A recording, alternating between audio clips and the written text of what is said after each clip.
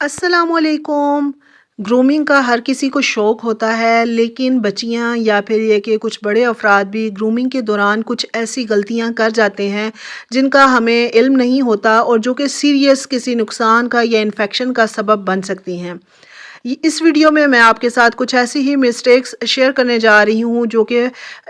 जिनको नोटिस करना, जिनको रूल आउट करना बहुत इम्पॉर्टेंट है। और अगर आपके ज़हन में ये ऑलरेडी हैं तो फिर तो बहुत अच्छी बात है, अगर नहीं है तो आप वीडियो को मुकम्मल देखें ताकि आपके लिए ये वीडियो काफ़ी हेल्पफुल साबित हो। सबसे पहली जो गलती हमारे रूटीन में एक मैंने अक्सर देखी भी है और इसको रूल आउट करना बहुत ज़रूरी है, वो ये है कि शेविंग या रेज़र ब्लेड वगैरह का इस्तेमाल किया जाता है आम रूटीन में। बच्चियाँ बहुत ज़्यादा इस्तेमाल करती हैं। बच्चियाँ क्या बड़े भी ये इस्तेमाल करते हैं, लेकिन क्या इनमें ऐसी मिस्टेक्स हम कर जाते हैं जो कि हमारे लिए इन्फेक्शन का कॉज़ बन सकती हैं। सबसे पहली बात ये कि आपका जो रेज़र है, ब्लेड है, जो भी चीज़ आप इस्तेमाल कर रहे हैं, वो बहुत ज़्यादा पुराना और रस्टी नहीं होना चाहिए। क्योंकि अगर बहुत ज़्यादा पुराना ब्लेड आप इस्तेमाल करेंगे तो ज़ाहिर-सी बात है वो डिसइन्फेक्ट नहीं होगा, जिसकी वजह से आपकी जो बॉडी है उसको वो हार्मफुल आपके उसके लिए हार्मफुल साबित होगा और उसको इन्फेक्शन का कॉज़ बन सकता है बॉडी के लिए।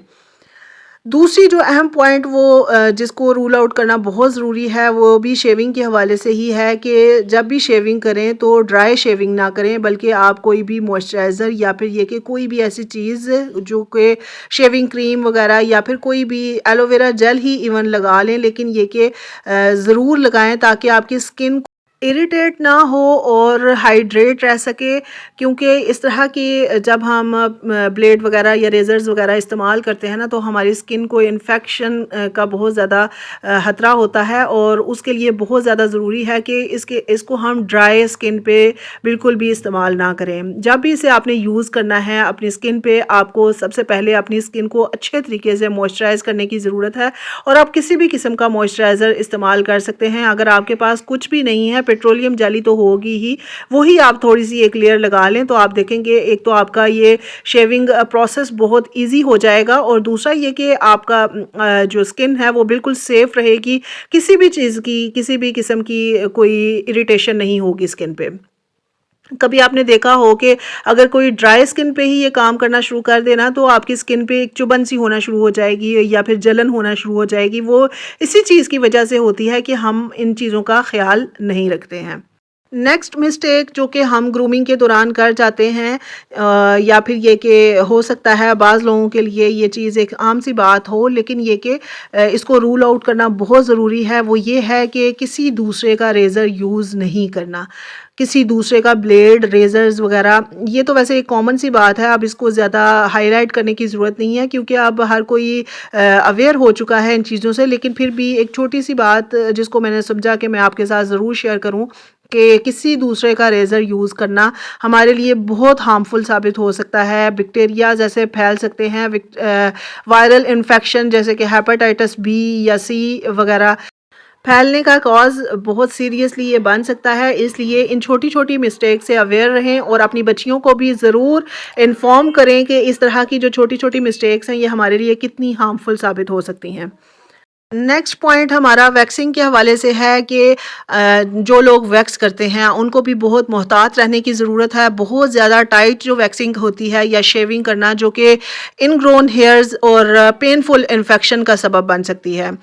अगर आपने कभी देखा हो कि जो ख़ास किस्म की वैक्स होती हैं जैसे कि रीका वैक्स वगैरह या फिर ये कि किसी भी ख़ास ब्रांड की जो वैक्स होती हैं, अगर कोई प्रॉपरली उनको यूज़ ना करना जानता हो, किसी को प्रॉपरली उन्हें यूज़ ना करना आता हो, जो कोई फ़र्स्ट टाइम ट्राई कर रहा हो या फिर ये कि प्रॉपर इन्फॉर्मेशन ना हो उनको यूज़ करने के हवाले से, तो मैंने अक्सर लोगों को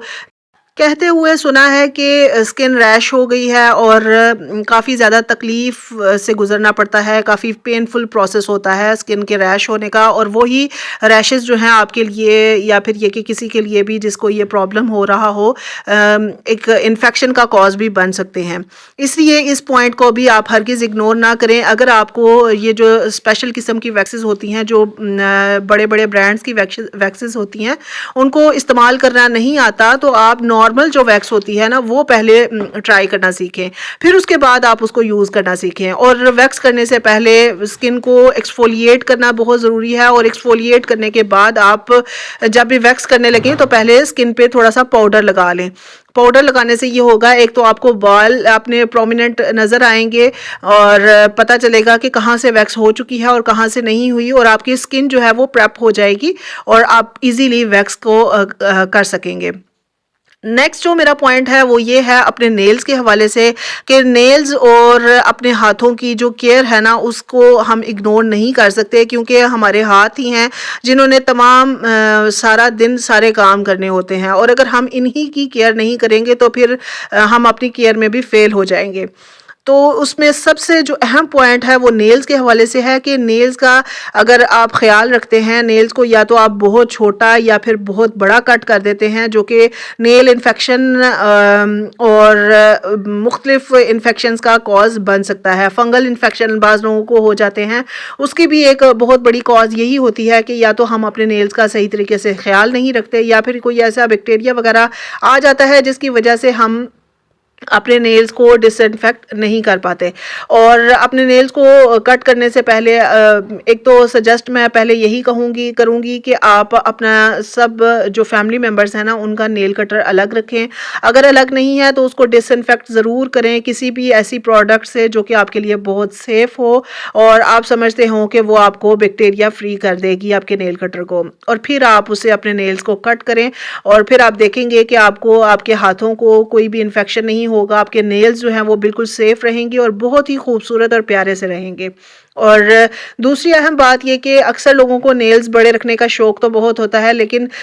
वो ये भूल जाते हैं कि नेल्स अगर लंबे रखने हैं तो उनकी सफाई का भी ख़ास तौर पे अच्छे तरीके से ख्याल रखना है। तो अगर आप सफाई का अच्छे तरीके से ख्याल नहीं रख पा रहे हैं तो कहीं ना कहीं आप बहुत सारे बैक्टीरियाज अपने नेल्स के अंदर पाल के बैठे हुए हैं। इसलिए अपने नेल्स की सफाई का ख्याल रखें, उनकी प्रॉपर हाइजीन वगैरह का अच्छे तरीके से ख्याल रखें, ताकि इसी तरह से आप अपना शौक़ पूरा कर सकते हैं। वरना वो शौक़ के साथ साथ आप बहुत ज़्यादा बीमारियां भी पाल रहे हैं अगर आप उनकी प्रॉपर हाइजीन का और उनकी सफाई सुथराई का ख्याल नहीं रख पा रहे हैं। ये कुछ पॉइंट्स जो कि बहुत ही इंपॉर्टेंट थे, मैंने सोचा कि मैं आपके साथ शेयर करूं, जो आपके लिए भी बहुत यूज़फुल साबित होंगे। और अक्सर बच्चियां ये गलती कर जाती हैं, इसलिए बच्चियों को भी सिखाने की ज़रूरत है, क्योंकि बच्चियां तो अभी छोटी हैं, उनको तो अभी नहीं पता होता। तो जो हम सिखाएंगे वही वो सीखेंगी। और ये एक बेटियों के हवाले से ख़ास वीडियो थी, जो कि आपको अगर पसंद आई हो तो लाइक कर दीजिएगा, चैनल पर नए हैं तो सब्सक्राइब ज़रूर कीजिएगा, ताकि इसी तरह की और वीडियोज़ मैं आपके साथ शेयर करती रहूँ जो कि हमें ग्रूमिंग के साथ साथ हमें काफ़ी अवेयरनेस भी दें। अपना ख्याल रखें, मुझे भी दुआओं में याद रखें। अल्लाह हाफ़िज़।